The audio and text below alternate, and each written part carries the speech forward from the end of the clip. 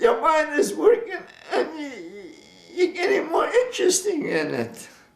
And more the interesting you get in it, the more you're going to be crying. Because it's oh boy, oh boy, oh boy. It builds up in me.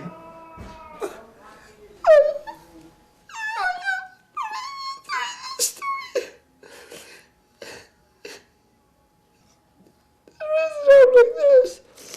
I'm so happy. It's a happy day for me. And that's why I'm doing what I'm doing right now. I'm very proud. What makes you so happy about talking about this? I'm so happy. Hey, that's my life. I had a good life.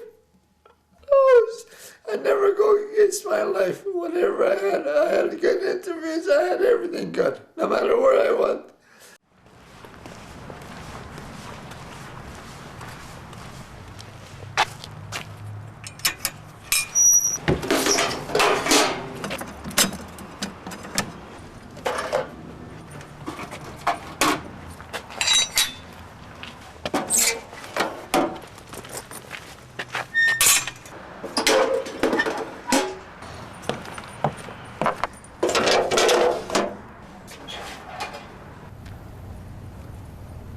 Walter was on his own.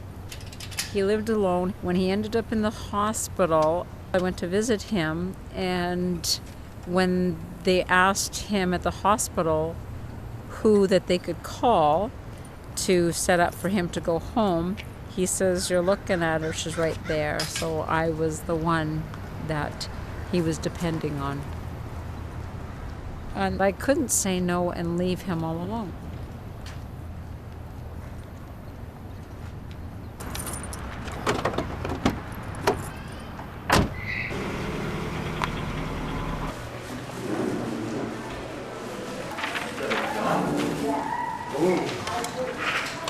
Hi there. This is for Walter. You want to put it in his spot, Rigel? Yeah. Okay, and I've got him some. Okay? So he should be good with you. He's got a drink, a bag of chips, and some chocolates. Okay. Okay? Thank you. When Walter first went to the hospital, when I first started taking care of him, I came because I needed to come in and clean up his house so that he'd come home from the hospital, because I knew it was a mess in here. So I came in here and it took me a whole day just to clean out the kitchen so that he could come and sit at the table and eat his meals at the table. Otherwise the hospital wasn't going to let him come home. Hey, sleepyhead. Walter. Walter, it's Susan. Walter, it's Susan. What's the problem? Yeah, I come to see your new wheelchair. It's all right. You know where it is? Yeah, it's right underneath you. Right. Hey, you can open your eyes? Hey, you sitting here waiting for me? Wow, that's pretty nice. Pretty snazzy. I brought some friends, Walter. Remember Kirby? Oh, you gotta be kidding me. You know, he couldn't do anything anymore, so what he did is put everything in the sink and covered it between garbage bags. So it was like, yeah. I came in and was like, oh no, what did I get myself into, eh? But I did it, so, and then it was starting to get bad again. And then that's when we got the home care. I started coming more often to clean, you know, like once a week I'd come and clean up the stuff and do the dishes and stuff like that. But yeah, I didn't let it go bad after that again, because the longer you leave it, the worse it is. But anyhow, you ready? Yeah. You know, he's already filming. Yep.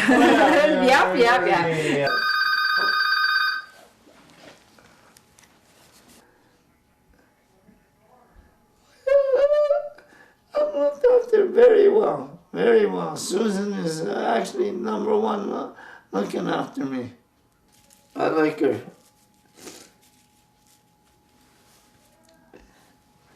Yeah, well, she knew what type of person you are, so she's frank with everybody.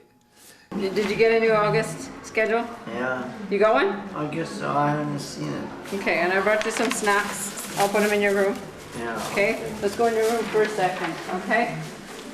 Walter lived in this house. He moved in here when he was 5. He came from Kekabeka Falls, Ontario area, and they moved here, and his parents bought this house, and he moved in here when he was 5, and he stayed in here till he was 75.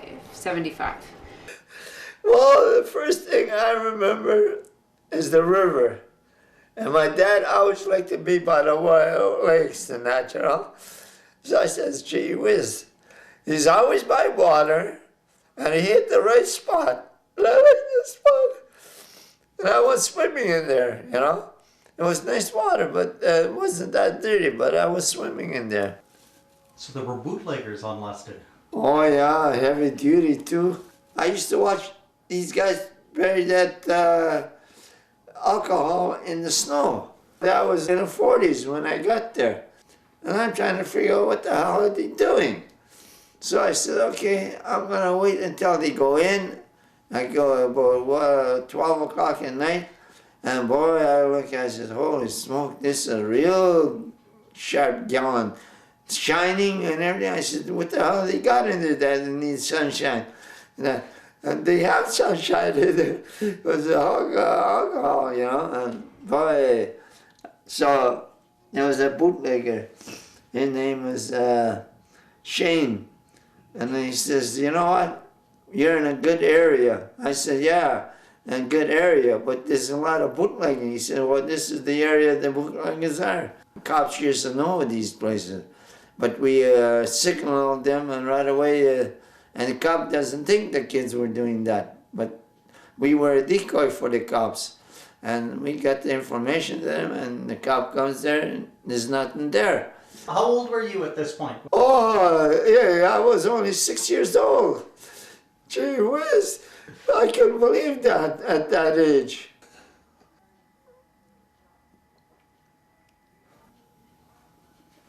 Yeah.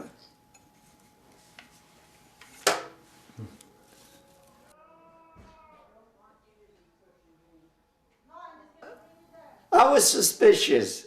I says, there's a reason for that name. And why would they call it Banana Park? There's no bananas in there. So I figured, well, what kind of bananas are in there? So I went in the park, and they had paths there and brushes. Then I went by and I heard something in the bush. I sneaked up carefully. They didn't know I was there. And here this guy's having a fun with her, having intercourse with her. I said, oh, that's what they call a banana, you know? And that guy had a big banana. I couldn't believe that was a banana. I said, wow. You got a good one there on me. That's okay. I brought you some new gum. And you know what? They have a bomber tailgate party today upstairs for you. There's to me. A bomber tailgate party. Oh, yeah, well, that's for a bomber. I'm not a bomber. Aren't you a bomber fan? Yeah. Well, you can go. It's a party that they're having. A great, not a great cup. A party for the bombers. Your gum is in there. Oh, yeah. Your drink is here. Your Oh, candies they're are here. Good. Your chips. These are the new kind that I'm bringing you. I like this gum. Yeah, that's I brought you the blue one last time. Excuse me a second. I brought you the blue one last time, so I'm trying the green one. Oh, no. Well, I'm going to sit on this chair for a while, okay? You are? Yeah, and you can So ride Lucy- around with this. No, I'm not going to ride around on it. Just let me wash my hands for a second. It's a hard feeling because he's not here. And then I go and I ask him, you know, what do you want me to do? And, you know, he's just like, you know, you gotta do what you gotta do. So he's kind of leaving it all up to me. I feel sometimes that's an awful lot to be feeling, because I'm feeling as if this whole life is here, and you know, like I'm kind of going through it and saying that this is going and that, you know, but you have to, somebody has to be strong, somebody has to be there to do it, because he can't take it, and he's not going to come back to the house or anything like that. It's a tough thing to do. I'm sure tons of families have done it and felt it and stuff like that. And with me just being a friend, I feel kind of, sometimes I feel like, you know, should I be doing this? But he has nobody else. So if it's not me, then you know, what happens then, you know? So I just got to do it, and then I know him probably the best, that I can kind of go through and keep what he needs to be kept, and stuff like that, and what he needs at the home to make his, you know, surroundings a little bit better for him and stuff like that. And No, let me get up. There's a certain age I got to sit down.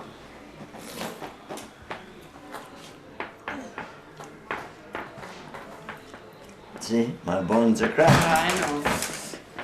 Don't reach. I gotta reach because I'm falling over. Well, hang on to me. Hang on to me. Hang on to me. Where's No, me? get that wheel. I will. Hold on to me. Don't worry about that. Gee, every move I make I know. is painful. I know. I can hear it. There. Okay, now strip that darn thing.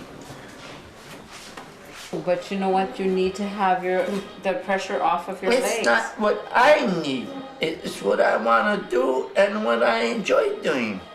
I know, but then your legs. I'm not breaking the rules. I'm not breaking the rules. I know you're not breaking the rules, but. Yeah, but you're demanding that I'm breaking everything. No, I'm just saying is that you can't sleep in the wheelchair all the time, because then it's going to affect your legs. Oh, nobody can tell me that. They got the wrong guy to do that to. No. No, wait a minute. I'm not getting into any problems or arguing with you or anything, because I'm not that type to do that. But you know these fellows that are in the wheelchairs that are like that, Walter, that they can't even move themselves, and I don't want you to be at that point where you can't move yourself. No, that was nice of you to think of that. But my logical sense of improving is a big thing towards that. They are not able to do whatever they want to do if they wanted to have it done. Because they're not going to be comfortable. They're in that situation. They can be comfortable. The only limit they can be comfortable in is being in a stationary limit.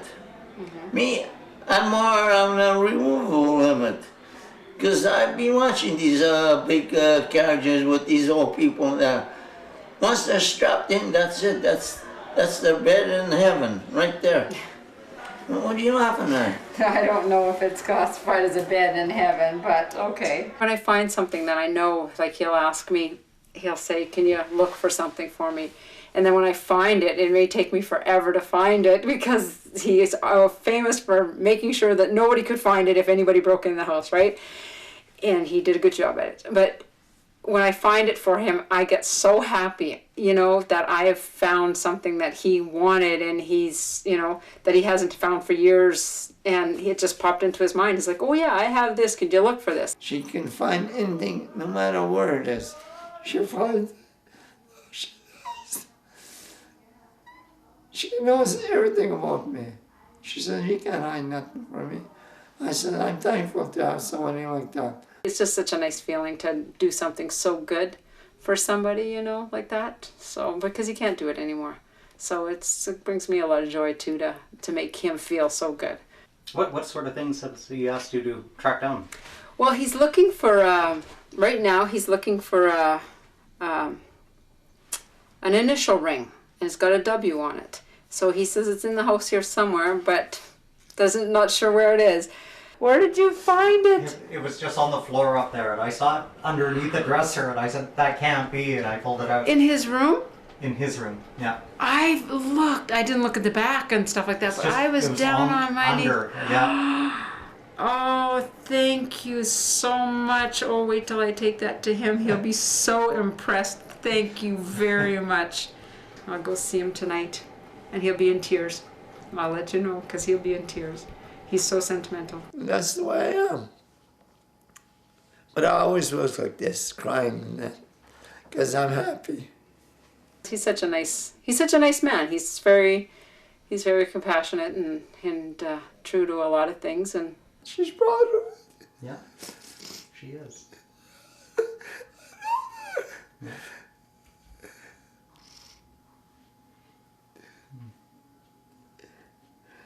Oh boy, you bring him every say hello. Oh, it's okay, I'm gonna settle down.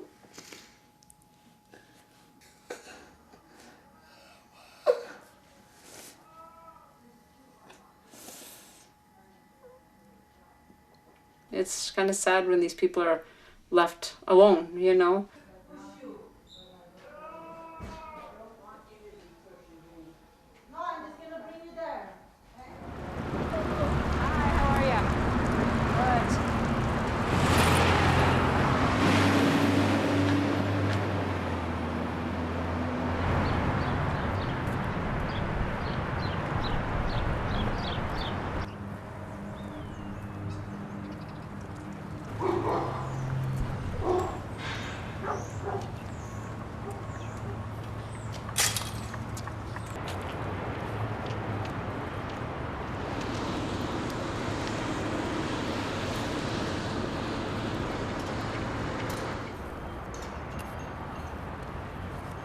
Puppy.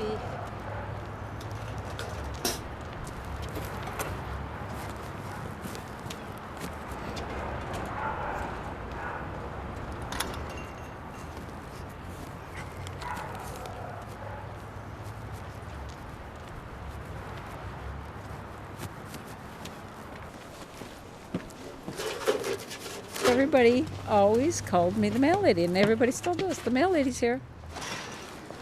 You know, the kids all run, Mom, the mail lady's coming down the street. So I'm the mail lady. Hello, Nick. How are you today? Oh, come on. Here. Here. Sit. Sit. Good girl. Good girl. You got it?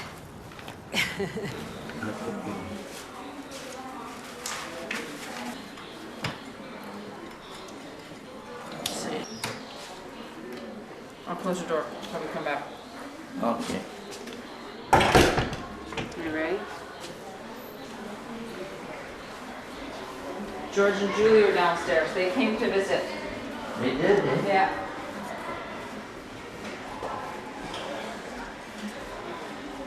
And they are, oh my goodness, downstairs.